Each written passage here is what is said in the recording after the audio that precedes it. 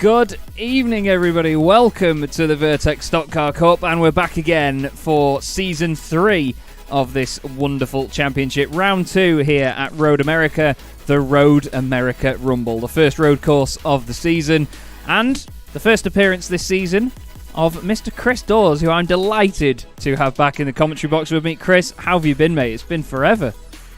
It has, hasn't it, mate? Still flirting like a good one, isn't you? You know me, mate. You know me, mate. Good to be back. I was gutted to miss the first one, but work commitments just stopped it. And I thought I'd come back when even the drivers were nervous of this circuit. Yeah, they certainly have a big challenge ahead of them, don't they? With this one, it's not the easiest of circuits to get right for sure, but I know that we're in for an absolute treat tonight. They have so much work to do. I actually joined in the practice session in this the other day, and just these cars on the brakes are so scary. It's hard enough getting on the power around here without spinning the car, but yes, we certainly have a lot ahead of us here, and I'm going to say, not to sound harsh to these drivers, but probably we're going to have a bit of a laugh with this tonight, I think, because it's not easy by any stretch of the imagination. They're just about to go into qualifying now, though, so what we ought to do is if we just have a quick look. We're with Ben Bennyworth at the moment, as it won't get rid of the race info. There you go. Ben Bennyworth having an interesting showing first time out, last time round, but he's going to be tiptoeing his way around this. You can see the car already wiggling around a little bit there, all over the shop, and managing to get it back down the back straight. Now, these are the important parts of this circuit, aren't they? You've got these really long sort of back straights that the drivers have to put up with, and then hard onto the brakes at the bottom of the hill. It's such a difficult bit to get right. It is always hard when you got to be hard on, isn't it? But it's going downhill as well. You know, it's just these heavy cars. They're just going to be pushing into that corner at the end, heading into turn 5, which I think even the skipper sort of turned and said, "Guys, first lap, turn 5, don't go piling into each other." It's easy to do. It's downhill indeed, all the way from turn 3. I know that officially there's a turn 4 in between, but I don't know about you. I think they're spinning a yarn there. It doesn't exist. It's just it's not even a kink. Yeah, very true indeed. Very true. These guys are just, you can see, we've got a bit of a blink in and out there from Ben Bennyworth. Onto the power out of the carousel. It's one of the scariest bits. We're going to see a lot of guys go very sideways around there tonight, I can tell you that. Again, just running wide through the kink. Very sketchy through there. Sideways stuff. This is heading up to a very tight right-hander now, isn't it? Canada corner. I know that whenever I've tried to do this catches you out. It's you can pick up fairly early on the power from what I remember, but you can take it in too hot. So it's a real challenge, that corner. It is indeed. These guys are going to have their work cut out on every single part. So we'll have a quick look then. Ben Bennyworth onto his lap. We'll have a look at Mikey Doble, who had a very good run out in the first round of the championship. He's hard onto the brakes here into the final corner. He's got a lot of work to do tonight as Mikey to stay up there, but we saw, didn't we, last season, he was great on the road courses, wasn't he? That's right, yeah. He was, certainly in Canada, he had a cracker, didn't he, from memory. Which I think he had to, because wasn't that the one that his company Doble Motorcycle sponsored that one, I think, from memory. Yes. So he had to put in a good performance for that. But he also had a good season in the BMWs as well, to be fair. Yeah, he did. In the real world, I mean. Yeah, he was. I actually met him at Thruxton for the first time. I was walking around and I thought, I know that logo on that car. I recognise even the livery. It's very similar to his BMW, and I thought, it can't be. And then I saw that on the window, touring car style, white writing down the window, big, massive Doble down the side of it, and I was loving it. We've got a new livery for Aaron Smith tonight, by the look of it. Very fancy dazzle camo. Still the familiar colours, though, isn't it? Which is what I like to see. It's just a sort of like it's a drunk bumblebee now. Yeah, it's a bumblebee that's been on many substances, I think. Yeah. Have it. Yes, properly. Well, that's the thing. You know, we know what Aaron's like on these circuits. He will be saying "have it." He will be properly on it, and someone else that will be on it as well is Alistair Topley. So Alistair again was in usual form in the very first round of the championship last time out. completely giving it everything. And I think, really, we're going to see not too many mistakes from Alistair either, because he's one of those drivers that's just consistent all the time. And I think he's probably a dark horse for this one, I'd say. Yeah, I'm not really sure. I mean, I was looking at some of the top runners and familiar names that we had from last time, and obviously I saw, Alistair Topley finished 5th in the first round, didn't he, at Auto Club Speedway? And I'm trying to remember Brian Krause, who was just ahead of him, and I know that you were saying in the commentary last time, I did listen in, mate, is that he's really gunning for the championship this year. And I'm trying to remember. I'm pretty sure he was good on the road circuits as well. I'm sure. I remember at the likes of Zolder and places like that he was really strong. So you've got people like that I think are going to come to the fore that were maybe sort of like bottom half of the top 6, could be pushing to get towards the top half. You definitely think so. Aaron Smith has gone fastest at the moment. Ben Willis for Fair Play Racing, powered by Drake, is second. James Harvey. Good to see James back out there again for Student and Motorsport. As David Van Glebeek has gone second. Mikey Doble actually just displaces him there. As I go to click on him, there is the change. We've got Oliver Fowler, new name to the championship tonight out there. One of the 2 Jack Maces. We've got... That's the new Jack Mace, isn't it? Yes, this is It's Jack Mace. As the 2... There's basically Jack Mace and It's Jack Mace. That's his Twitch handle anyway. Now... This livery interested me last week. Simon Van Dijk for Next Level Racing NL. It looks like he's put the wrong car. Well, you said it was the wrong one last time, and it's twice he's done it. Doesn't that tell you you're wrong, mate?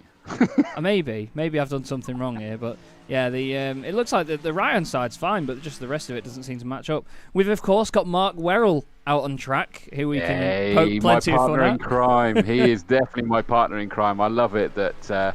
the amount of people that call he and I the dynamic duo when we're up commentating. I do have a good fun with Mr. Werrell, and the only sad thing is that we sort of like lead comms ourselves, which means that we end up being at different circuits more often than not these days, which is a shame because I thoroughly enjoy working with Mr. Werrell. He's always been good on the sim. When we used to cover things like Blancpain GT at Brands Hatch, commentate on that.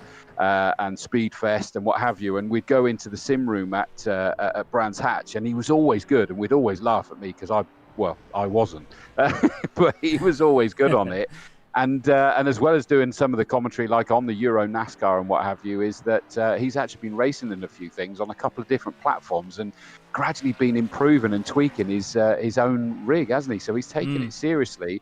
But I think he is finding this quite a struggle at the moment, and then put him on this course, and he's probably not going to be expecting too much of himself at this stage because even the top drivers are very nervous about this circuit, aren't they? Yeah, it's so difficult to get it right, and we've got a lot of guys that aren't even putting clean laps in here. Some of them having a bit of a tough time. Although I noticed that happened a lot in the first round, even on the oval, didn't it? When you had a couple of big hitters at the back, including the boss. Yes, yeah, Mr. Cedric himself was at the very back after hitting the wall during his lap, but any incident point invalidates a qualifying lap, so it's tough bananas if you make a mistake. Kenny Mitchell, very, very pretty livery on Kenny's car. He was definitely one to watch in the first round as well. He was very quick indeed. James Shepherd, the Australian, second at the moment, but he's not out on track at the moment, actually, so we'll have to go back to looking at Kenny Mitchell. But I can't wait to see this first lap and just see how these guys cope, because it's going to be rather interesting. I think it's probably the best way to put it. They've been read the riot act, haven't they? That's for sure. They have indeed. But yeah, like I say, the braking is the main difficult thing here, because you've got to brake so far before the corner, and then when you come off the brakes, you've just got to try and manage in your head how the car is rotating and not get on the power too early. And the thing is, these cars are made to turn left. The road setup obviously helps it and levels it out a lot, but still, it's better at turning left than it is at turning right, just because of the basic aero that they run on these things, the mechanical grip, the way it's set up. Turning right and getting on the power, you are constantly sideways. The carousel is, while hilarious, almost half impossible, to be honest with you. It's pretty bonkers. I'll tell you a big name that seems to have lost out in his qualifying, Adrian Burks. It looks like he's not been able to put a lap in. Yeah, I just tried to click on him then and have a look further down the order and can't see him. Simon Van Dijk has gone off as well. in the gleaming goldy lime green machine as he gets back on again. Just about cracks on. I think we had a bit of a network reset there for my my internet, and things seem... I'm going to jinx it, touch wood, they seem a little bit better now, so hopefully things are alright. Apologies if anyone saw a dropout there. Apologies if that was the same at your end, Chris, but seems like we do have a bit more stability now, which is lovely. Thank you, Talk. They must know I'm broadcasting. Honestly, mate, you've got to learn your commentary jinxing, mate. Honestly, I'm still teaching you the ropes in the real world, and it's like, don't say stuff like that, mate. Honestly, it's like, we'll get it sorted. We won't. No. But no, we haven't had a single yellow flag today. Yay! We've got Kim Addison saying, great commentary, chaps. Good luck, everybody. Thank you very much, Kim. Maybe a relation to David, maybe. But it's a pleasure to have you back, Chris. And I mean, it seems like forever, obviously, since last time. It was great to commentate in the real world together on a couple of occasions as well. The brilliant Snetterton and Brands Hatch, of course. And is there anyone in this one that you're expecting to see right up the front? Well, without going for the obvious, because it's hard to bet against Aaron Smith, isn't it? I'm interested by this James Shepherd. That's a name that's new to me, the number 21 car, and he's up the pointy end. Mikey Doble seems to be enjoying it. Jason Glenn, I wouldn't be surprised to see him do well. And we always know that you got to count in the likes of Brian Krause. Have I covered my bets there nicely? I'd say so, mate. I'd say so. Thanks. We have a full warm-up lap here, which gives us plenty of time to keep our eye on things. Yes, well, they're on the grid now, so we should be good. I hope so, rather than they just sort of do half the straight turnaround and go back. But it is Aaron Smith, your reigning champion, on pole position ahead of James Shepherd, the Australian. 0.6 of a second back there. It's a good advantage for Aaron. Mikey Doble sits in third with Jason Glenn in fourth place. Then it's Brian Krause and David Van Glebeek making it a Belgian row 3. Then it's Oliver Fowler and Justin Nair on row 4. We then have Alistair Topley alongside Aaron Cook with Which Ben doesn't Willett. have a number against it, by the way, I noticed. Yeah, I think he's taken... It should be number 69. Yeah, he's taken 69, but I think that might just be down to the colour on the software, in all honesty. Ben Willis and James Montgomery make it row 6 with Jack Mace. Unlucky strike, it's Jack Mace, alongside James Harvey. Row 8 is Mark Redford and Kenny Mitchell, with Iman Bowmans and our favourite surname, Marcel Freienzaner, in 18th. Dave Carr-Smith for Fair Play Racing lines up alongside his teammate Stefan McCready in the 10th row of the grid. Then we have Simon van Dijk and Hans Blankart on row 11. Ben Bennyworth is just behind them with Mark Werrell on the 12th row of the grid, followed by Adrian Burks and Mark Murphy, two very quick drivers, and Jack Mace of Mace Media Esports at the back of the grid. I think he said that his plan for this one was to sort of like trundle around at the back, wasn't it, and just keep his powder dry, basically. Yes, yeah, keep his powder dry. I like that one. I get accused of using that one too often. Well, it's a nice phrase for it. It certainly works. But it's going to be a test of some of these drivers' mettle tonight, because a lot of them, they go into a series like this and think, "Oh, I can do oval racing. I'll do all right in this. I should go well." But at the same time, you have to put in these road races, and it mixes it up for us as well. It makes it unpredictable in the championship, doesn't it? It does, absolutely. And I just see on the comments, David DeMeyer, who's cheering on Brian Krause, says, can I ask where we are? Well, I'm in my lounge. What about you? No, I'm joking. We're in Road America for this one. It is a really long circuit. Hence, 18 laps doesn't sound like a lot, does it? But we will be having an awful lot of racing in this, and it's a real challenge for these guys.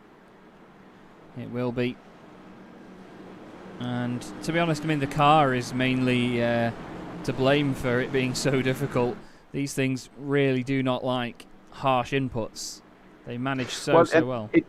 And that's the thing, is that, you've got some really long straights to get some power up, then downhill into some very tight bends. And it's at over 4 miles a lap. That's a long old lap, that is. And you've got the carousel, which is a never-ending right-hander that, just sort of almost teases you to take some real speed through it. and it'll spit you out. It will spit you out into the gravel really, really easily. And so you've got to get the balance right on that. And then the sort of like latter part, you're into some sort of challenging. How quick do you take it? It is I didn't like doing this, and I've not even done it in these NASCAR cars. So it's a big ask in these heavy, rudimentary agricultural equipment. Yeah, indeed, agricultural is definitely the one. Now, interesting that these two at the front have. They are both from Satellite Racing, I believe. It's just I didn't have James Shepherd's name down, so we just show as Australia NZ. But these guys are actually teammates on the front row. Just different colours on the car, which is quite an interesting thing to know. Talking of which, I'm just trying to see what's the colours for Shepherd's then. We've just got blue and black with all the squiggly stuff at the minute. Is that a technical description, is it? Yeah, that's as technical as it gets from me, I'm afraid. But we've got a nice mix of cars then making their way down towards Canada Corner behind the iRacing safety car, the Porsche 911, which I'm just going to listen. No, it's not doing what... Popping that in again, aren't you? That you get to listen to the engine. Well, what the pace car used to do when it was an RUF, it used to constantly sit in first gear on the limiter, screaming its bag off the whole way, and it sounded hilarious, especially when you creep up behind it. But these guys aren't going to sound hilarious. They are going to sound beefy all the way down to turn 1. And then throughout the rest of the lap, we're going to keep our eye out for any incidents behind. But your reigning champion, Aaron Smith, is going to lead these guys away. Mikey Doble and Jason Glenn, two very quick guys from the first round, will be certainly looking to chase them down as well. So, it's about time to get ready to go, everybody. Round 2 of the Vertex Stock Car Cup Season 3 is... as the roar comes through. They're going to wait all the way to the line, though. The lights are on. And they're out, and Smith's already put his foot down. Jason Glenn filters over to the right-hand side. Screaming down the straight they go. Jason's going to get boxed in, but Doble up to second place already. Good start for him. A little blink in and out there on his Wi-Fi. It's not what you want. Let's have a little look further back. James Montgomery in the bright pink number 14 machine. Stuck in the middle of it there as well. No clowns to the left or jokers to the right by the look of it. Mark Werrell loses a spot to Simon Van Dijk, but they're still side by side. Mark gets a better run out the corner. But I'm going to touch wood here, Chris. Clean so far. Yeah, fair play. They behaved themselves all the way up. Oh, someone's off in the background there, just at wide and onto the grass.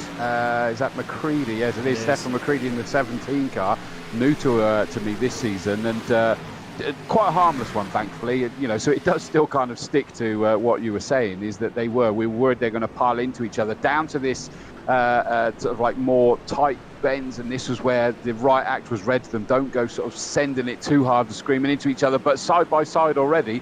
So is that Glenn falling backwards? No, he's still up in third. Yeah, it's his teammate Justin Nye. Very similar cars at the front because they've both got the American flag. Brian Crowell's working very hard on their liveries.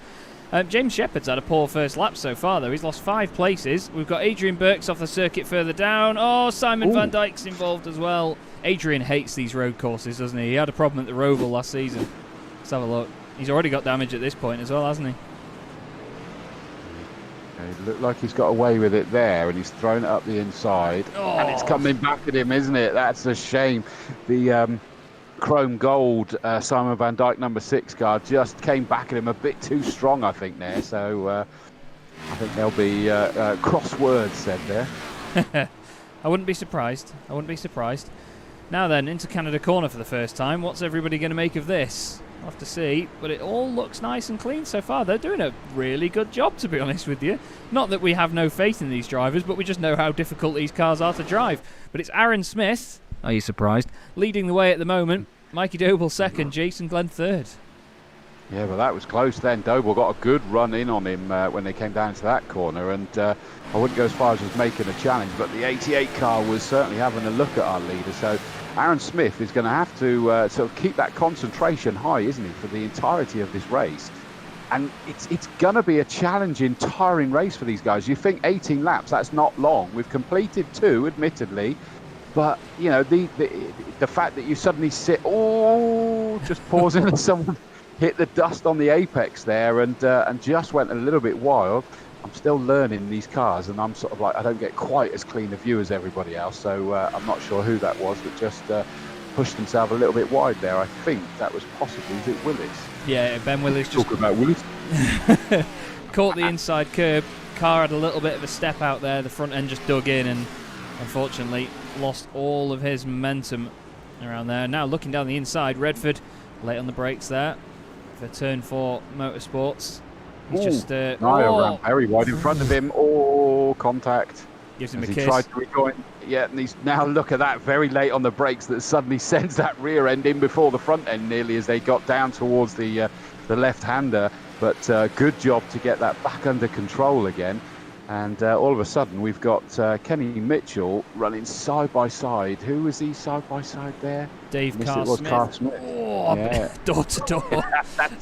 That's called leaning. It is. And now Freinzane is going to do the same to him. He's thinking, if you're going to do that to him, mate, I'll take that. He says, we race as one, as it says on the livery, but I don't give a damn when it comes to taking positions. You can stuff that. I'm going to take that clean away from you. Thank you very much. Justin Naya, though, he's still in the thick of it now. He's got Mark Redford just ahead. Mark Redford's just signed me up for the My Turn Racing Truck Series on Sunday nights as well, to commentate on that, which I'm looking forward to. My first dose of truck racing outside of the Eldora Challenge that we so thoroughly enjoyed. It was hilarious fun. That was great stuff. That was on dirt as well, wasn't it? Yeah. that was probably the most bonkers event I've commentated on. It was fantastic fun, and our debut together as well. But Aaron Smith is going to be loving this now. He seems to have stretched his legs this lap. It's just all about getting into the rhythm around here, and it seems these top 3, maybe top 5 even, have done just that. James Montgomery's gained 7 places to be 5th after 3 laps. That's a great job. Yeah, it is, and actually, fair play. Who's that just ahead of him then? Was that Krause in a different livery? Ah, yes. Brian told me that he had a different livery tonight, and I should look at it, and it'll make me laugh. He's just put Christmas trees all over it, basically. He told me that it's gift wrapped and it's covered in Christmas trees. He told me that he was going all out, and he actually... I saw the white with the red stripes, and I'm like, who's that? I don't recognise that. He sent me a picture earlier of some of their guys in their Discord chat with all their webcams on. They're all wearing Christmas hats, and there's tinsel everywhere, so they're fully going for it. That's all they're wearing, but yeah. Yeah. Tinsel underwear would not be comfortable. You've got Carr Smith down the inside of It's Jack Mace, making a move and making it stick. So, again, these fair play racers, fair play racing drivers, I should say, of Dave Carr Smith and his teammate Stephen McCready, they were very quick as, the car around, and that's Mark Redford at the top of the hill. Easy to do it there. And look how many places he loses with the momentum gone, trying desperately to scrabble it back up to speed again. It's just under the braking on himself there, isn't it? And that's what they're saying is that, and I was reading the detail, is that they've had to turn their braking level down to something like 66%, otherwise it just is impossible. Yeah, the brake force has to be turned down loads, and the bias has to be messed about with a lot as well. But over the crest into there, when the tyres get up to temperature, they have to tweak it a bit as well. Yeah, and it's those sorts of adjustments that make racing on road circuits like this even more interesting as well. More braking than you'd need to do on ovals, but over the crest into that left-hander, it's a nightmare because all the weight, not that there is much weight in terms of downforce on these cars, it just all disappears as Mark Werrell with a big send up the inside there of Hans Blankart says thank you very much. Have some of that super float. See you in a bit. Get in Werrell, fabulous move that was. That you could see it coming from a mile away, but there was nothing that Blankart could do about that, was it? He just, fair play though, he did actually give him enough room as well, didn't he? Yeah, give him a little bit of a kiss on the way through just to thank him for his trouble. We all give Merrill a kiss, though, as it comes through, to be fair. So. This is now Naya and Carr Smith side by side down the straight. Carr Smith is going to have the inside line for turn 1. He looks like he's got the overspeed as well on Justin Naya. They brake so early for this first corner. They're braking basically, I think it's some good amount of meters before the first brake marker. Carr Smith keeps it in front. Bit of a wobble from both of them, though. Naya looks back down the inside, a little bit further back. Werrell's under pressure again from Kenny Mitchell. Kenny Mitchell's ahead. It's Hans Blankart just behind. Just trying to pile it on. That was just amazing to watch there, wasn't it? Naya was desperately trying to get away from him again there, but he just couldn't get the power down enough. Running very wide. There goes the number 21 car. Now that's James Shepherd, who actually started very high up. Where is he running now? He's down in 7th. He started on the front row, didn't he? So he did well in qualifying, but he's struggling a little bit more. Student Motorsport there, the number 40, James Harvey as well. But, you know, they're really scrabbling. Do we know anything in terms of the pit strategies for these guys? Are they going to be... They've got to be stopping for tyres at some point, surely. Yeah, they will be doing, but I'm not sure who's going to stretch it the longest at this point. I just want to highlight Alistair Topley's drift out of here then.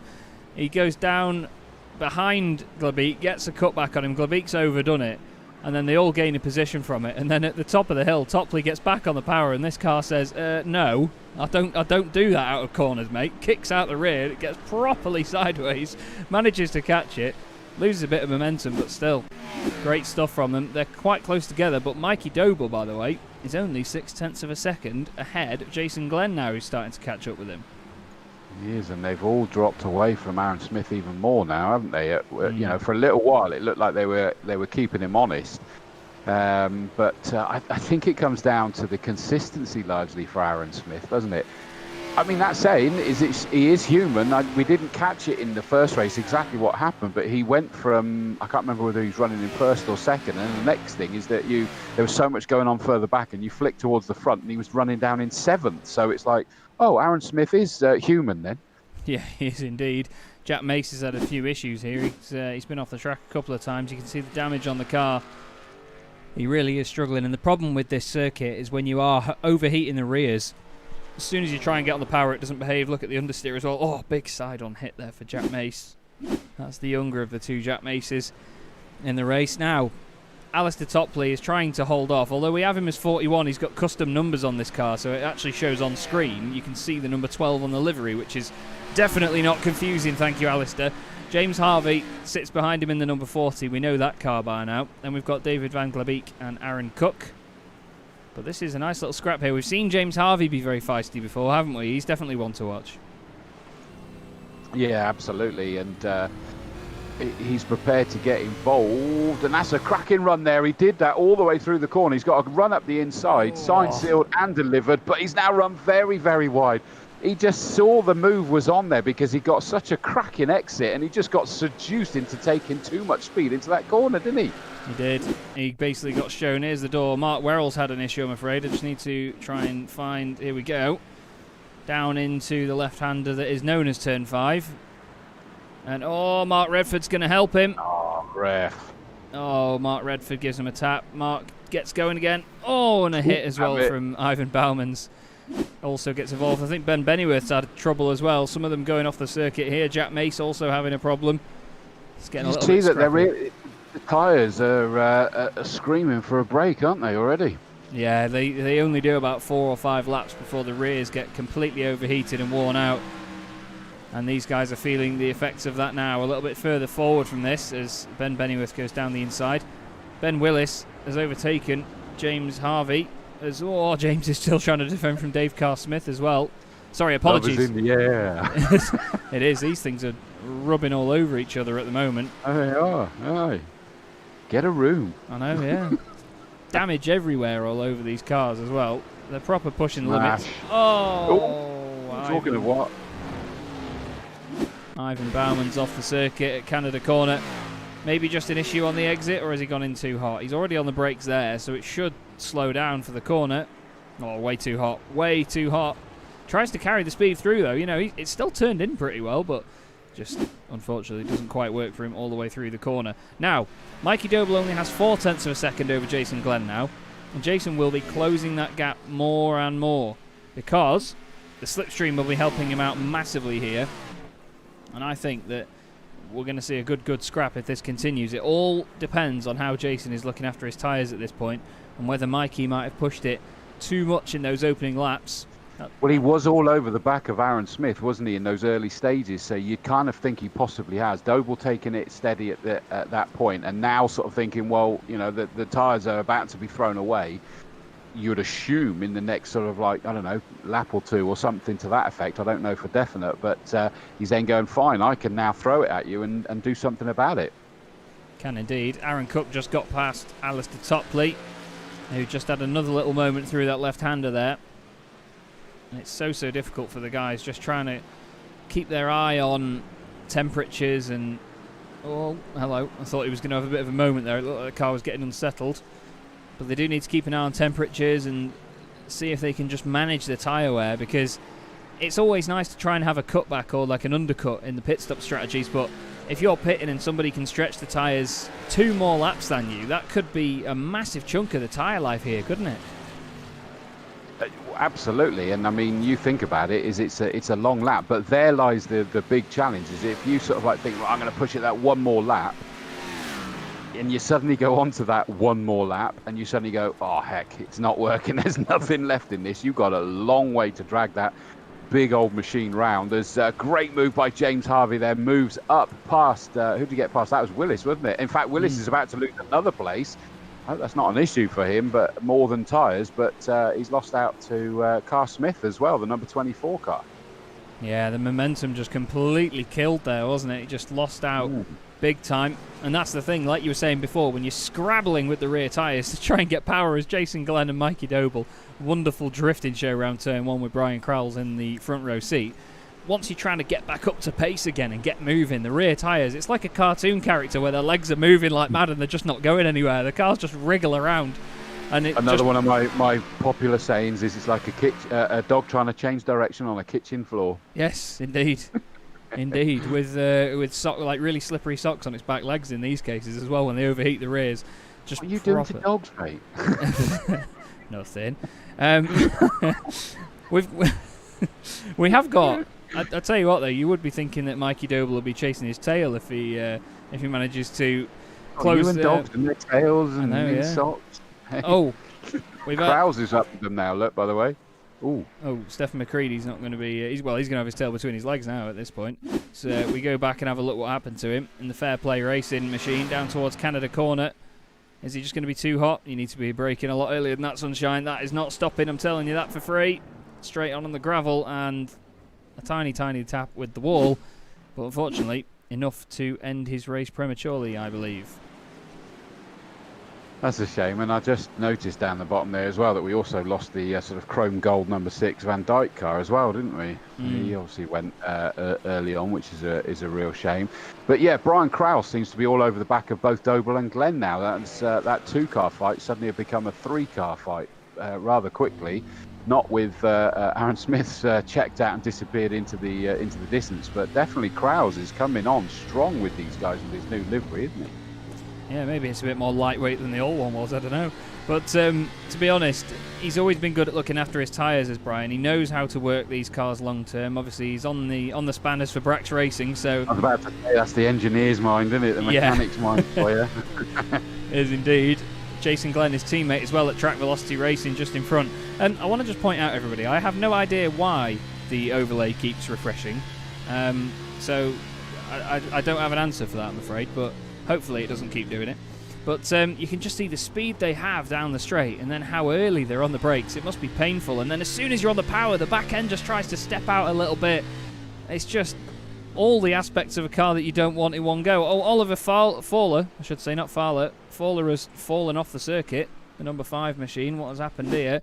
Maybe just too hot into turn 1 again. He's got someone close with him, though, hasn't he? That could be a telltale sign. No. He's just been psyched out into it, hasn't he? Yeah. Pressure from behind. And straight on he goes. Does he hit the wall? No. Does a good job of keeping it out of the wall. Yeah, nicely. Doble then. Starting to come under pressure a little bit more and more here from Jason Glenn. You might think that the guys behind will probably just try and make their tyres last for the odd lap more and just see what he does in the pit stops. Because if you can assess what your rival is going to be doing in the race and then react to it from there, usually you're in the box seat. But if they hold it off for further and further into the race, then it becomes more of a guessing game. But it looks to me like Jason Glenn and Brian Crowles have both worked their tyres a lot better here because they just seem to have a bit more mid-corner speed, don't they? Just picking up on the comments, David Meyer says, I mean which circuit? I knew you did, David. That's why I told you. It's Road America, mate. It's Road America. Tim Perry's watching. Good man, one of our mighty Orange Army. Hey everyone, dilly dilly to those who know me. I know that, Tim. Good to hear you, mate. And Sam Strong, a major BMW racer, lives a stone's throw from Brands Hatch Circuit. Good luck, Mr. Werrell. Great to hear you on comms, Dawsey. You'll catch up with Sam Strong soon, I'm sure, Chaz, as well, if you're back down Brands Hatch way, because he's always there, and he's a good racer, and he's a real fan of the sport as well, and he'll come over and catch up with us when we're at Brands Hatch as well. So good to see that you guys are watching, and great entertainment. Oh goodness me, the number 5 car just throws it across the track in front of a couple of cars. Thankfully they all missed him. Yeah, David Van Glabeek had a real front row seat for this then. Oliver just goes a little bit too hot on the exit, and the car spits to the right. This is going to be a close one. Oh, hello. Yep, that's a brown trouser moment. We're having a lot of delay on the overlay at the moment, everyone. I'm really sorry about that, but we'll try and get it sorted. Here we go. We're getting some pit stops now, and I was surprised that we got to half race distance before they came in. We didn't get notes for this one, did we? So we weren't sure quite what they were going to do. Doble's come in himself as well. So we've even got some of the key ones are switching boots this time round, but they've managed to make it to half race distance. So it's just going to be the one stop by the looks of it then. You'd hope so, but I think we're going to see some very sketchy tyres come the end of it if that's the strategy they're going to try and play. We've got Doble just coming out of the pits now. You can all see on the left as, Jason Glenn very deep into turn 5 there, and now Brian Crowell's right behind him as well, so he's going to be all over. You know what these two are desperately trying to do something here, is that they're just trying to sort of push these half-dead tyres anyway, as long as they can, so that they've actually got a bit of life in their rubber at the pointy end of the race. Yeah, I remember we saw that with a couple of cars doing that at Zolder last year, didn't we? Yes, yeah. Yeah, in fact, I'm sure Crowell's was one of them that did it there. I'm sure it was. I think he was as well, because we know that Brian can manage his tyres well. We've seen him do it a lot before. And it doesn't always work, though, does it? Because I'm sure we had an interview with someone that, and I don't remember which circuit it was on, where we felt that they'd been trying to do that, and it just didn't work for them. Yeah, very true. It's easier said than done sometimes, especially with how these cars behave. It's a nightmare. Oh, Mark Redford's gone off, lost a couple of spots. Back on, though, without any real damage to the car. Jason Glenn and Brian Crowell still stuck together. I'm really sorry for this whole snaking animation thing that the overlay's doing on the left. I have no idea why it's doing it, although it seems... It keeps refreshing on the live timing screen. It disappears, and I have no timing every now and again, so it's weird on that front as well. It's loads of fun, isn't it? Well, I'll tell you what. Crowell's is in. Crowell's is in before Glenn. Now that's interesting. And Aaron Smith has gone in as well. So Jason Glenn is really rolling the dice here, and yet his tyres looked gone in reality, didn't they? Yeah, they did look shattered. So wow, this is interesting. But here comes a point that I was making earlier, as the timers go again on my screen. But here was a point I was making earlier, is that he's trying to do something and going, right, let's just push it that little bit longer. And then he goes into this lap and suddenly goes, oh, heck, that I shouldn't have done that. Well, he's got over 4 miles to try and drag that beast of a car around. He does, yeah. He needs to really think about this. What I'm going to do, Chris, just on the live timing, mate, I'm going to send you a new link because I'm just going to have to change some bits on here because I think there may be an issue with the room that we have. So we'll do it live. I'll send you a new link for it. There's always a problem with the room you take me to, mate. You know it, mate. You know it. Well, we'll get that updated, everybody. So do please bear with us and the overlay. It never usually does this, but I think there may be an issue with just some of the info that it's pulling through potentially. Maybe because there's 2 of us connected. I don't know. Usually with 2 of us, it should be fine, and it's still doing it. So I'm afraid, everyone, you're just gonna have to ignore it. In all honesty, but we've got a little scrap going on here now. Aaron Smith back out on fresh rubber. He's going to be all over the back of that's Ben Bennyworth, and down the inside he goes. Let's look at it. Look at the overlay. Absolutely going for it. Absolutely going for it. Love it. Now Ben Bennyworth clearly there, just looking at the timing screen, he's not been in yet, and you could see it, is that he just could have barely turned that car around. Now, the interesting one is going to be Crowell's. When he gets out, he's going to be trying to put an absolute barnstormer of an outlap in, isn't he? An outlap in, there you go. How beautiful is that? An outlap in. Because he's going to want to try and jump Glenn, the 55 car that's currently the lead car. The 2 of them were glued together before they came into the pits. He's going to be trying to put a barnstormer in now so that he jumps him in the pits anyway. So this is the key one for me. Surely Glenn's going to be coming in this time round. He's got to. I cannot see whether. I cannot believe he's going to go again, because they were absolutely crucified on these tyres. It was like dancing on ice. Although he's gone through again, I think, judging by that time. He has. Number 16 cars come into the pits, but Glenn, Montgomery and Shepherd, they've all carried on through. This is intriguing. So Jason Glenn is now on to lap 11 on the same set of tyres. Not looking great, but what was he losing lap time wise? He did last lap a 2:18.18. We'll watch. We don't really get the representative time just yet of the likes of Aaron Smith, Mikey Doble and Brian Crowd, because of course that's their outlap at this stage. So it's next time round that we're going to actually be able to tell whether it's working or not. I mean, you look at that, he's just desperately trying to. It looks like he's had a lover's tiff with the apex of most corners, to be honest with you, but he's just about dragging it round, isn't he? Yeah, that's the thing. You've got like this balance of, by staying out, do you give yourself a better advantage at the end, or do you lose too much time to make back when it comes to the end of the race? It's a very tough one. James Harvey's just on his way out of the pits as well. He's got cars flying past him. Marcel Freinzane and Ben Willis in there as well. So he's now got a train in front of him. Oliver Fowler has got David Van Glebeek just behind him. Another refresh over the overlay. I've just noticed as well is that it's not actually showing us who's pitted and who hasn't, particularly on that thing. Now, I thought it was showing us earlier, but because it's showing that the likes of Crowells and Doble and all that haven't actually stopped, whereas we know that they have. Yeah. Fowler there is still fighting hard, isn't he, in that number 5 car? But he's got number 16 all over the back of him there. But these looked monstrous through these corners, don't they? They look like an absolute handful. They really do. As soon as you just breathe on the power, it just wants to get sideways, and then every single rotation of their tyre wear, you're not putting traction down properly in these cars, just kills the temperature of them. So fingers crossed they're not killing him too much. Alistair Topley all over the back of It's Jack Mace now, but down the inside of him is Ben Willis. He wants to take this. Glenn's gone through again. He has as well, hasn't he? And James Shepherd. Wow, these guys are mad. Yeah, this is intriguing. Montgomery, number 14, did go in. And then you see Aaron Smith, number 70, is actually running in 4th place now. And the thing is as well, if we look at Aaron Smith, he's 28 seconds off race leader Jason Glenn. And the pit lane time is between 55 and 58 seconds. So Aaron is in the box seat here. He's really flying, and I don't know if it's working for any of the guys at the front, really. Oh, look at this. This is getting a bit tasty. It's very feisty stuff.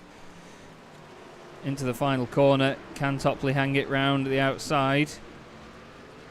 It's gone back and forth, this one, hasn't it? That's Ben Willis in the black and red 85 car, and it looks like getting involved is Chaz Harvey in the Student Motorsport. I'm hoping JP's watching, doing some great things with the Student Motorsport website at the moment and really getting people involved. And that number 40 car's trying to get involved here, trying to follow Alistair Topley through.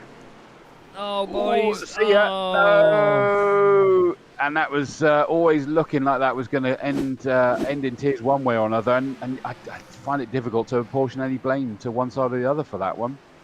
I think Ben Willis hugged the inside. I think maybe Alistair just closed the gap a little bit. James Harvey didn't have anywhere to go. Look, can we just ride on board with Marcel Freinzane a second?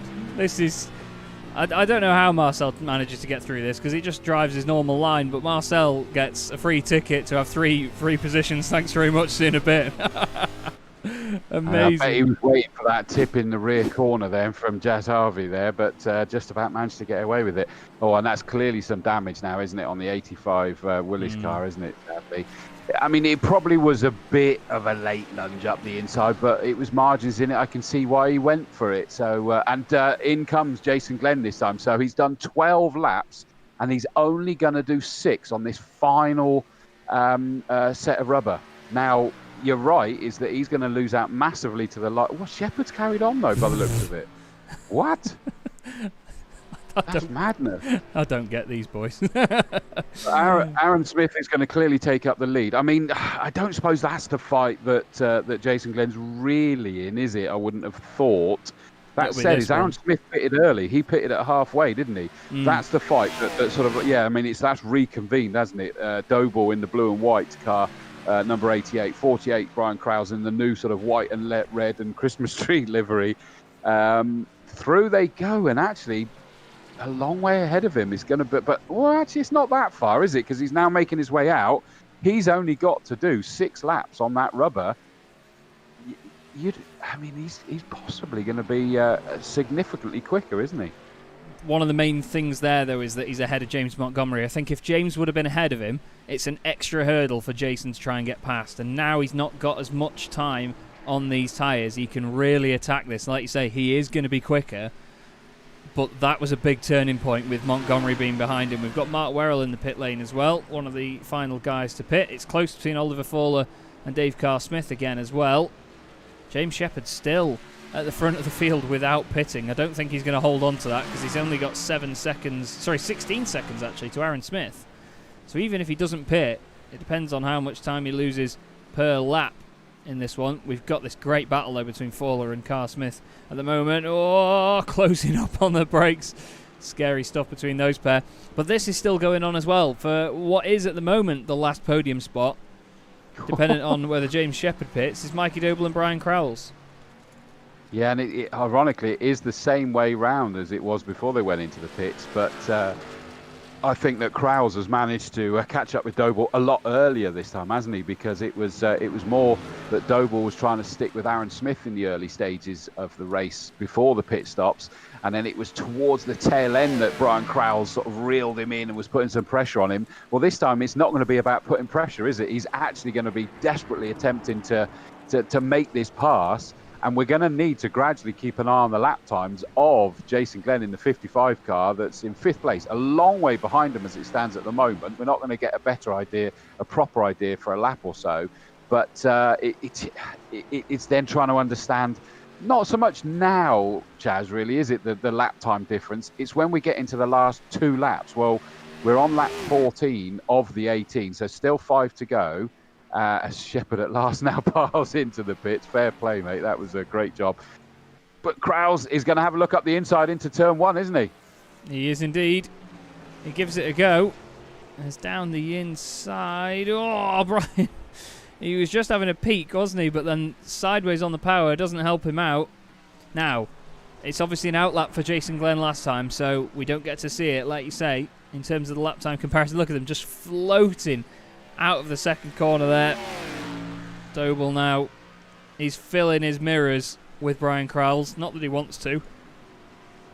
All the way down the hill. Krause to the outside though, isn't he, for this left-hander at the end of the long straight downhill. Real challenge here.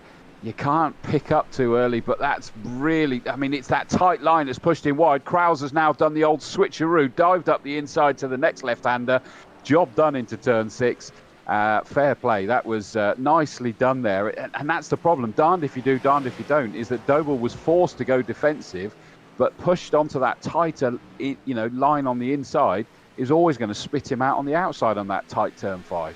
Yeah, he just didn't get it stopped enough to just tuck it in. The thing is with these cars, when they're moving really slowly, they just have this horrible over-rotation mid-corner because they really do float. Obviously, they are about minimum friction, these cars, with what they do on ovals, but Brian Krause now making his intentions clear and clearing off from Mikey Doble. Jason Glenn, he's in 4th, and there he is in the background. Now the gap was nearly 6 seconds at the start of the lap. He's gained just under half a second, or just over that at the moment. I think every single corner now in these final laps, that gap is going to carry on coming down for the Track Velocity Racing driver. He wants at least 2 of his team on the podium here, and with the pace that he's got at the moment, I think he's going to keep that up. We'll keep an eye on the times as they go through, but I mean, what can we say about Aaron Smith once again, Chris? Reigning champion. He seems untouchable, doesn't he? He does. I mean, it looked to me as though he just didn't panic when he was being pressurised in the in the first couple of laps.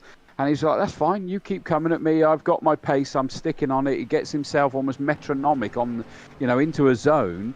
And he was happy for Doble to put some pressure on him. Doble, by doing that, was just sort of taking the best out of his tyres.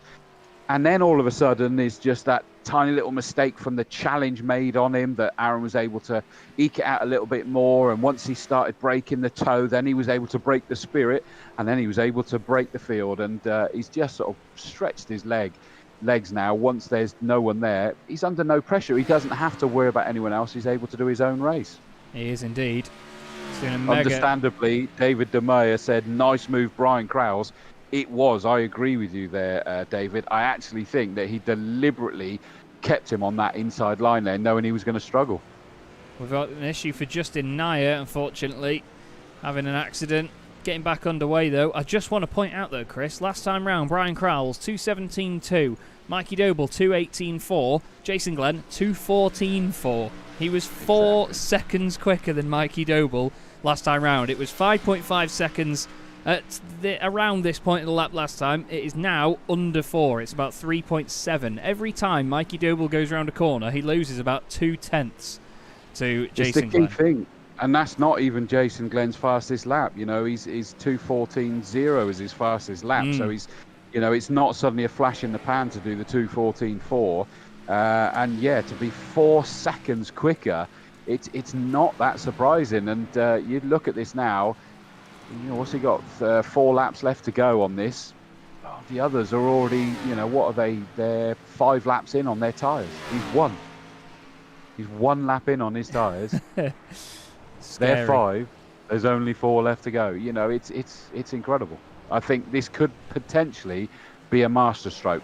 I've got my suspicion that Krause might do enough to maintain that second, though. But I think that Doble's going to have to go massively defensive. Look, you can see it there. They're just right with each other. Krause is already pulling away from Mikey Doble.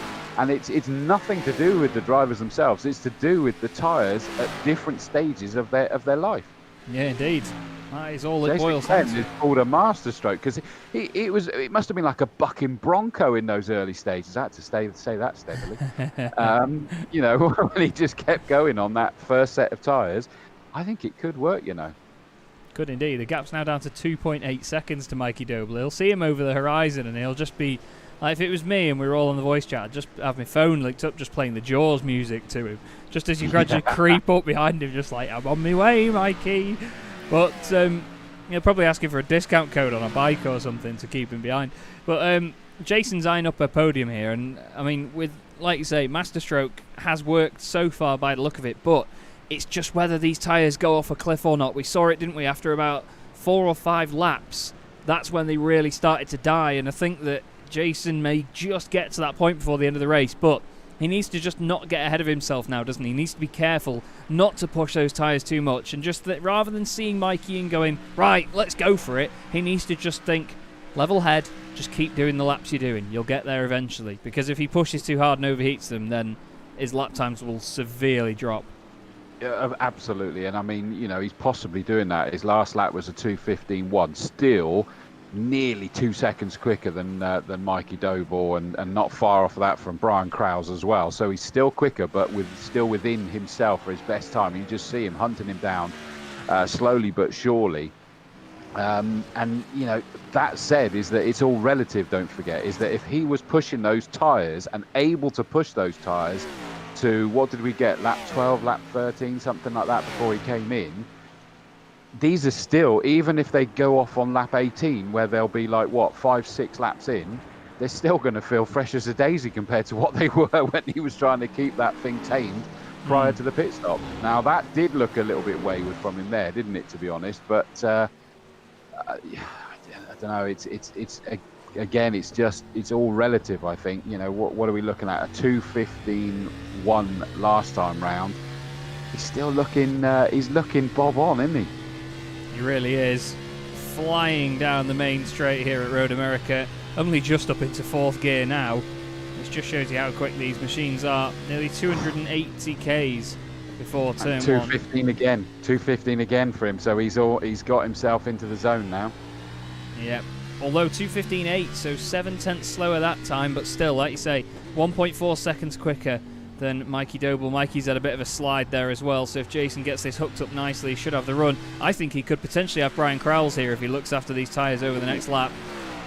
James Shepherd went off track there in the number 14 car, I just noticed, and he's still sat up there. He's done all right at this, lapping in fifth. You know, new name for me in this one, thrown at me, so I don't know very much. I don't know anything about James with the Z, Shepherd, but he was another one that, well, he pushed it even longer on the pit stop, didn't he, before he came in for fresh rubber. That's put him up in fifth place, 12 places gained.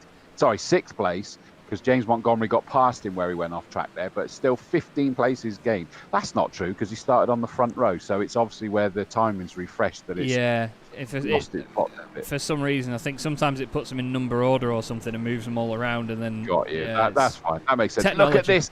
Look at this. Doble's under pressure now because Jason Glenn, the 55 car, the dark blue car, sat there in fourth place at the moment, all over the blue and white number 55 of Mikey Doble, 88 Mikey Doble, and he's going to be desperately trying to keep him behind. Just sort of hanging it around there. I think that was the carousel there, wasn't it? That just looked sort of monstrous, trying to sort of carry it all the way around that never-ending right-hander. Now they're going to come through a sort of very fast Kettle Bottoms, it's called, the left-hand kink here, and in towards Canada Corner, turn number 12. Big challenge there, out of the shade into the sunshine again, but it's got to be a matter of time. Look at him. He's all over the back of him, is Glenn, desperately trying to find a way through. And he needs to do this quick if he wants to try and hunt down Crowles, because we've only got 2 laps left to go. Well, just gone on to the final lap now. Aaron Smith has just triggered it. So he's just crossed the line. I thought he'd already gone over it, and we did have 2, but he's just crossed it and beaten us to it now. So side by side down the straight with the final podium spot, the 55 versus the 88. Mikey Doble trying to go defensive, but what can he do? Jason's later on the brakes. Is he going to carry it around the outside? He is. Big drifter. Love it from Jason Glenn. That's how you take third place in a race like this. But Mikey Doble, ever the fighter, not giving up. I could hear Mikey screaming when Jason was closing him down, but unfortunately not. We've got another fight a little bit further back. Let's not neglect the rest of the field, but we've got so much great racing at the front between those guys. It's a fantastic story. But now Alistair Topley has just lost out to Marcel Freinzehner. They get an equal run out the final corner. You've got to think the slipstream will work for him. Up the hill they go, under the bridge. Great to have that camera on the bridge there. Flying down. Look at the speed. That's one thing I love about these cars. They've got so much power. In a straight line, they're just unbelievable, aren't they? They are. You can almost sort of feel the slipstream effect down these long straights, can't you? You can feel it just sort of like sucking you into the corner, and then they're hard on their brakes as they come down the hill into the likes of turn 5. You know, it's just I can big twitch there from Freinzehner, but got away with it and managed to pull away, thankfully for them. But it does look like a big challenge for these guys. It is very difficult indeed. Jack Mace having a good run so far. He's currently in 11th, just outside of the top 10. Aaron Cook is currently in there at the moment. Oh, it looks like Freinzehner has just gone deep in the background as well. Alistair Topley goes through. But we need to look back to the front at a different yellow and black car, because Aaron Smith is about to continue his 100% win record this season out of 2 races. And once again, it's looking like a wonderful start to the championship for the Satellite Racing Team driver. Aaron Smith, big slide out the final corner. Plenty of showmanship. Beautiful drive once again. Aaron Smith wins the Road America Rumble in the Vertex Stock Car Cup. Very well done indeed to Aaron. Brian Crowles is going to grab second. And Jason Glenn, well, you've got to take your hat off to him, haven't you, Chris? That was a fantastic strategy, and it certainly worked for him. It did. I had a feeling that the Crowles was going to be one step too far for him, but he went for it. He definitely went for it, and Doble just, with the tyres gone, just had no answer. Montgomery showboating as he came across the line there in a great 5th place. Indeed, we can be very happy with that. Shepherd finishes 6th. Van Glebeek 7th under the radar. Same with Dave Carr-Smith. Oliver Fowler as well is going to cross the line in 9th. It's a bit close between Jack Mace and James Harvey. Is there going to be anything from James? He locks up on the inside. Doesn't quite get the run off the corner, unfortunately, to do anything about its Jack Mace just ahead. Freinzehner sliding the car behind Alistair Topley as well.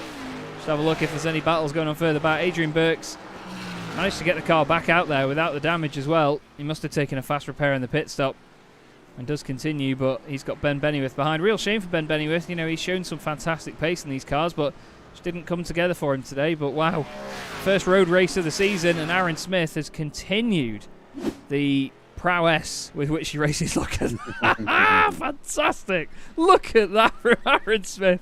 And I mean, if you've got that sort of car control, it's no surprise he can win these races. Look at all the way around the carousel, that is, that he's just drifted it. Wow. Jeez, that gave me a headache. That was absolutely phenomenal. But, you know, not to blow his horn too much, mate, but reigning champion for a reason if he can judge a drift like that, isn't he? Just absolutely perfect. I've got to say is that Dave DeMay has rightly said, good job Brian Krause in that second. And I have to say, I was expecting Brian Krause to do well on this particular circuit. We've seen him do well on the road circuits, and he did it. He knew he had to get past Mikey Doble. He pressurised him leading up towards the pit stop, wasn't able to make the move, but didn't bust the gut, didn't feel a need to. And he just sort of like kept patient. Then they came out and he was straight with them again on the fresh rubber. Bided his time, and then suddenly went, right, we're halfway between pit stop and the checkered flag, and he went for it. He got himself through with a good lineup, and then knowing that as soon as he made that move, he was going to be able to pull away, and it was a great job.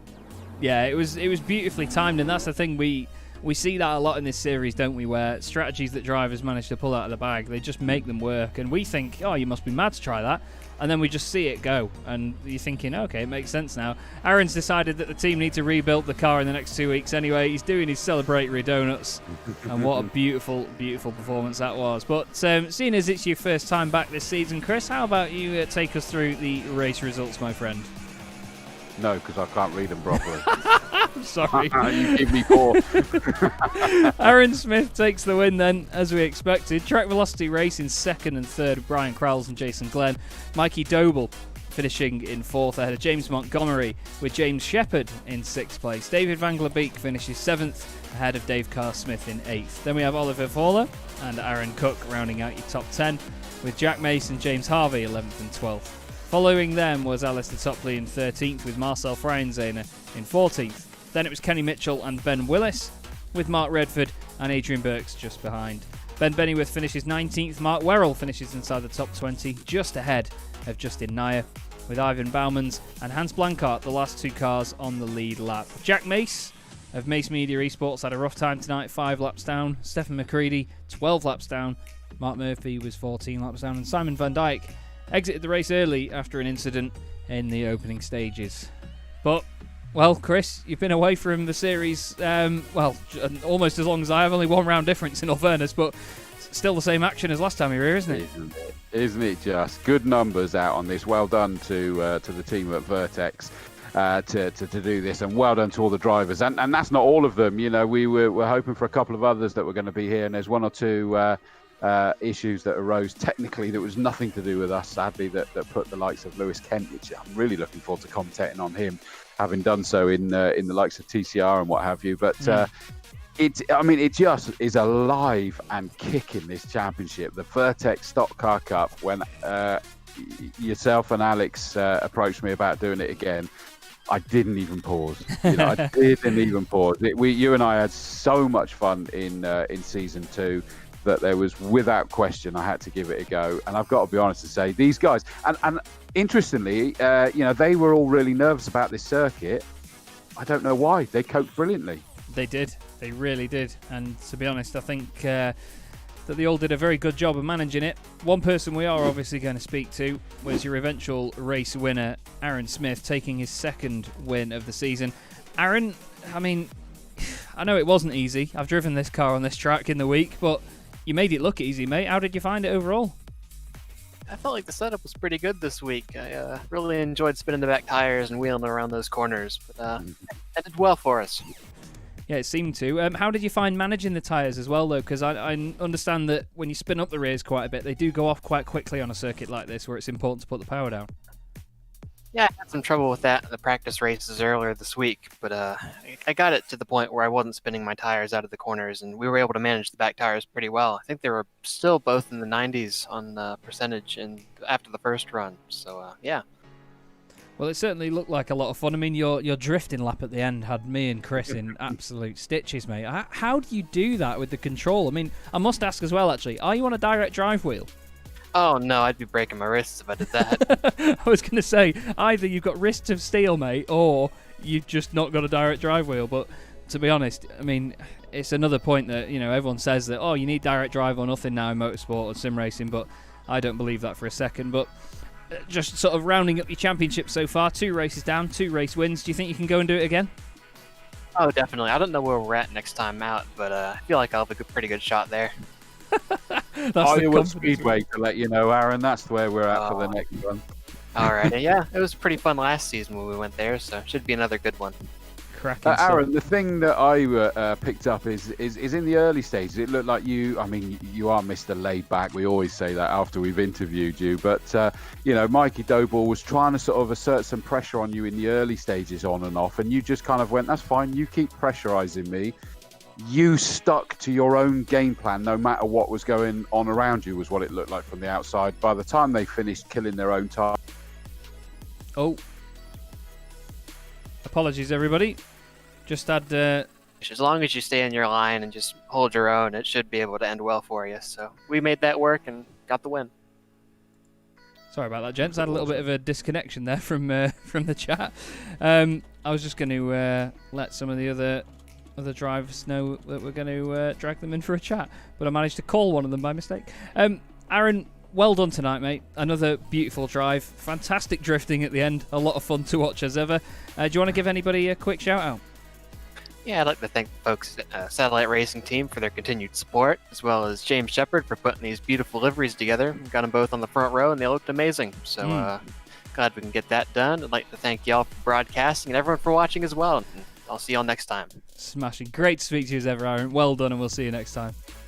Alrighty, thank you. Cheers. It's just always, it's heartwarming to hear the y'all for broadcasting. So cool. I love it, man. What a bloke.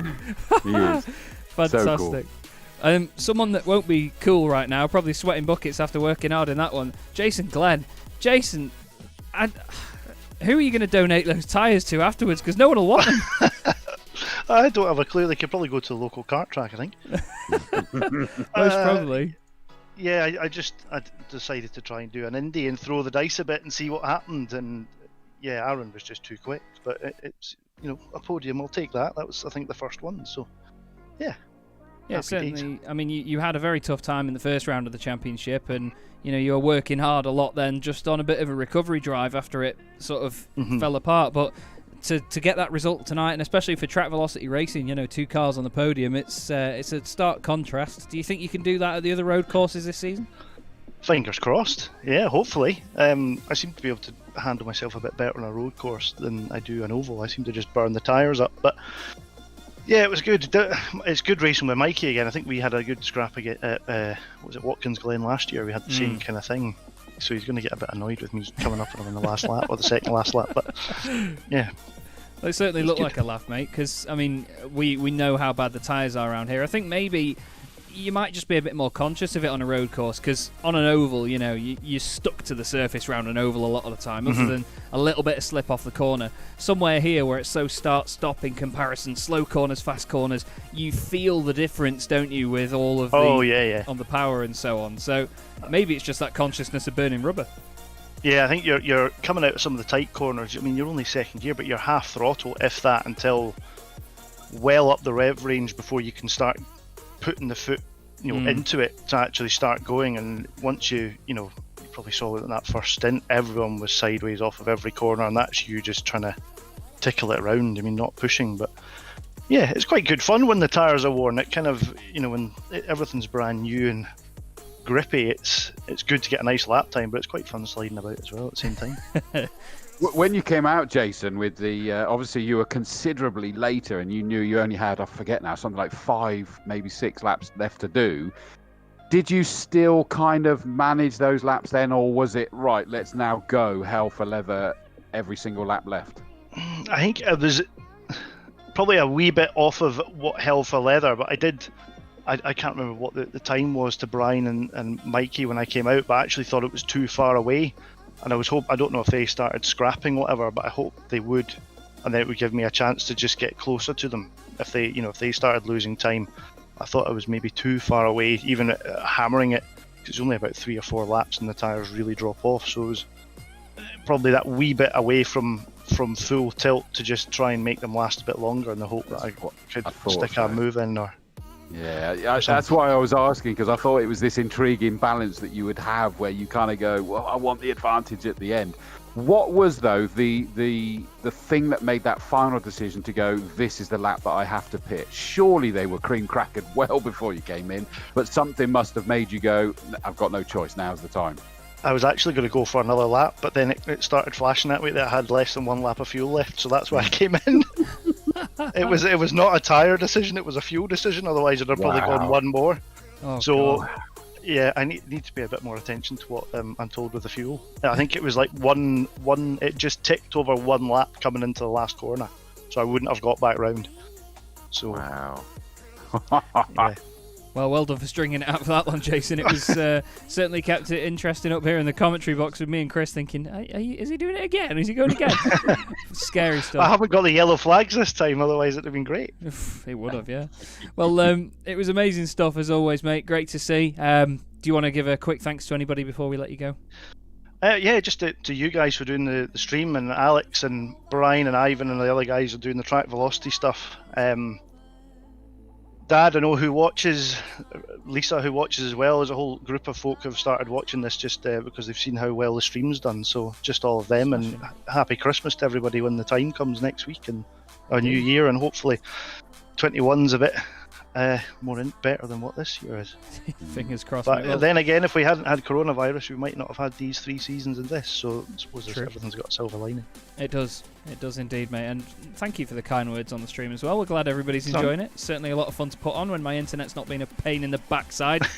But no, pleasure as always, Jason. Well done on that strategy today, and we'll see you next time round at Iowa. Cheers, mate. Thanks, guys. Cheers, buddy.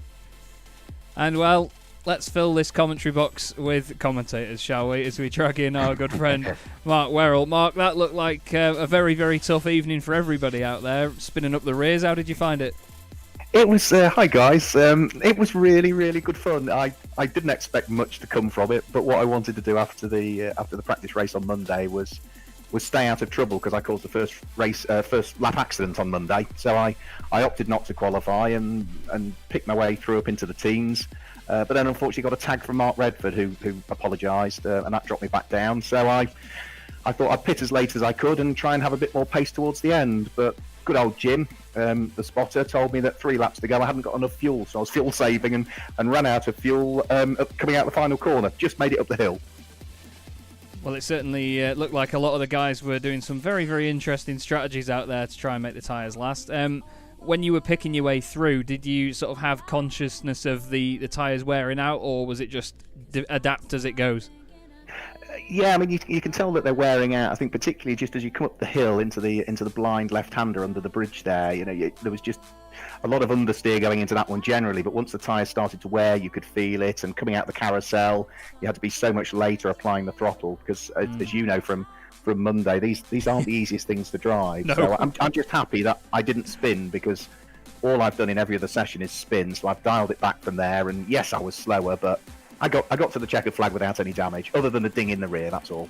Well, it's the little wins like that help you progress through a season like this, isn't it? I mean, I can confirm these things are a nightmare. I mean, I said it on Monday night, didn't I? I feel sorry for you lot having to do 18 laps around there, but it's mega fun as ever. And I mean, it's great to obviously have you in the race rather than commentating on it as well for once. It's a nice change. I imagine it's the same for you at your end.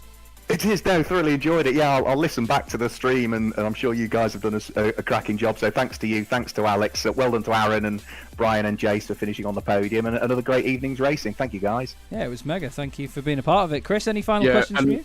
Yeah, Werrell, you might not know me. My name's Chris Dawes, by the way. Good evening, Chris. And you've got to get yourself up the front, mate, because you and I have worked together so many times in the commentary box, and it'll be a damn good laugh. Although I get the impression, like I think I'm booked to cover the the Brands Hatch Ford KA thing at the end of the year, which quite often you race in, don't you, for real as well? So could be covering you there as well. But get yourself at the pointy end. However, what I'm going to say is that I would like to get myself at the pointy end. They need to slow up a bit. Absolutely, mate. But that said, is that the reason why it's doable is that I was reading your comments in your practicing, and you were like going, I just don't know how you could do this. I don't know how the brakings work. I'm spinning every corner, which we were able to talk about how, like the brakes, you're only having to do like 60% or something like that, and it changes when the tyres change. You seem to have got to grips with that in this race. Yeah, it's because I played around with brake bias in testing because I'm fairly new to iRacing. I thought fixed setup was fixed setup, so I got in the car and just drove it, and then realised there are a couple of bits even in the fixed setup you can tweak. So things like the steering ratio, I've tweaked that because it works for me better. It's easy to catch the slides. I changed the brake bias a little bit. And also, I had no idea that there was the option for either auto blip or manual blip. So I finally realised that me just downshifting without blipping the throttle was locking the rear all the time. So I learnt that through the Discord chat. So yeah, I've been self-blipping, and I think that's made a big difference in terms of not locking the rears and spinning. I mean, that was really where I thought it was useful for people watching this, is to sort of appreciate the likes of Aaron, for example, that just dominates everything. Is that the skill that's involved is incredible, but to show that yourself, it feels weird for me to say this, but I guess you are relatively new to racing this kind of thing on this platform, etc. There's so much to it, and it's just amazing. You can't just jump in and drive, can you? No, not at all. I mean, these have taken. I mean, the oval a lot easier.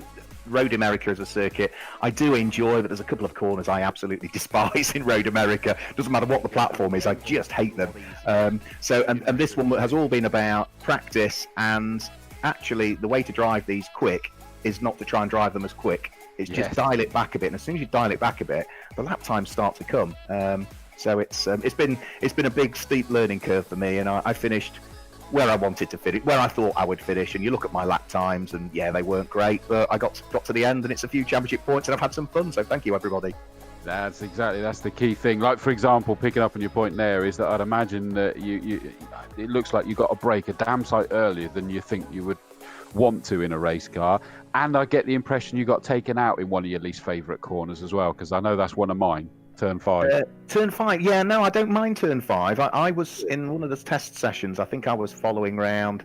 It was either Aaron or Brian, and a chunk of it is knowing how much track limit you can use. And I was looking at how much they were using. 3/4 of the car is beyond the curb line on the right-hand side, so they're taking a much wider entry into that corner. So I started to do that, and all of a sudden, when you're braking at the right point, taking that wider line in, it's much easier to get the apex, and you're not getting pushed as wide on the exit. So all of a sudden, you gain a second at that corner. So that's what it's about. Looking at in some of the test sessions, looking at the lines that other guys are taking, and yes, they still pull away from you, but you can learn so much from them. And I can only wish to be at the kind of pace that they're at, and I won't be there by the end of the season, but hopefully I'll be a bit quicker. Who knows? And you still know that you would be there lapping me and laughing at me, mate, don't you? I'd wait for it to go by, Chris. Yeah. You know it. You've seen me drive enough things. Yes, exactly. Well, mega stuff as always, Mark. Pleasure to speak to you, mate. Great to see you getting on with the championship, and hopefully we'll see you is it in 2 weeks, Iowa? It is, isn't it? It is Iowa in 2 weeks' time. Yes. Yeah, I shall be there. Yeah, looking forward to it. Mega stuff. Well, any final thanks before you go, buddy? No, well, just thanks to all of you guys for you two guys for doing the commentary, to Alex for organising it. Congratulations to Aaron Smith, and thank you to my bank manager for letting me spend money to get all the kit that I need for iRacing. Thank you. Love it. Great to speak to you as ever, Mark. Have a great evening. We'll see you soon. Merry Christmas, guys, as well. Yeah, Cheers. Merry Christmas, buddy. Cheers, mate. Cheers. Well, what a great interview to round out the evening with, Mark Werrell. What a hero. Awesome gentleman. Another wonderful race evening. What happened to Mikey Doble then? Eh? Didn't we get Mikey Doble in for finishing? Oh no, he finished 4th. Who finished 2nd? Brian Krause. Oh yeah. Well, hi Brian. Hi. Here he is. He's Brian. We nearly forgot. Thankfully, Chris mentioned you. So to have your teammate closing in on you that quickly at the end of the race seemed a bit odd and scary, but you seem to be enjoying yourself. Yeah, I mean, props to Jason for staying out so late and, managing the tires enough so he could come back at the end. But seeing him close in wasn't really an issue for me. If he passed me, it was a teammate. So I would have had a podium anyways. My main concern was staying ahead of Mikey so he could close that points gap. Yeah, that's true. He was the thorn in your side for a little bit. Talk to us about the move as well at Turn 5. Chris and I were in awe of it. It looked wonderful. I imagine you were very pleased with yourself when you pulled that one off. Yeah. I was watching him after that pit stop for a few laps, and I saw him struggling breaking into it. He went really early and really hard on the brakes. So I thought if I put him next to him, doesn't matter where, usually they outbrake themselves, and my hope and prayer actually worked, and I was like, all right, it's now or never, so I sent it. And it worked. You must have known as well, Brian, is that that corner you really need to be out wide to sort of like take the sweep from wide across the apex and then let it go out wide. And so him going defensive there to try and block you, well, you must have known, signed, sealed, and delivered that. Yeah, exactly. I saw him go all the way on to the left side of the track, coming out of turn 2 it was, and I just thought, yeah, that's it. I'm just gonna put it on the outside and see what happens. Hope for the best. It was nice. Certainly was. My leg was shaking a bit a few laps after that. Not surprised. Grip it and rip it. Well, the tyres were mainly the talking point in that race, obviously trying to make them last throughout. Did you have an idea of what you were going to do when the race started, or did you want to just see who you were fighting as the race went on? We were talking strategy before the race, when we should pit. We were kind of in the gap of like 10 to 12 laps, because that's usually how much the fuel lasted. For some reason it did a bit longer now. But I saw Aaron go in, I saw Mikey go in, and then it was me and Jason was a bit slower than me, so I thought if I can push him around the lap a bit quicker and build the gap against Mikey behind me, I could pit that lap and overcut Mikey, which worked.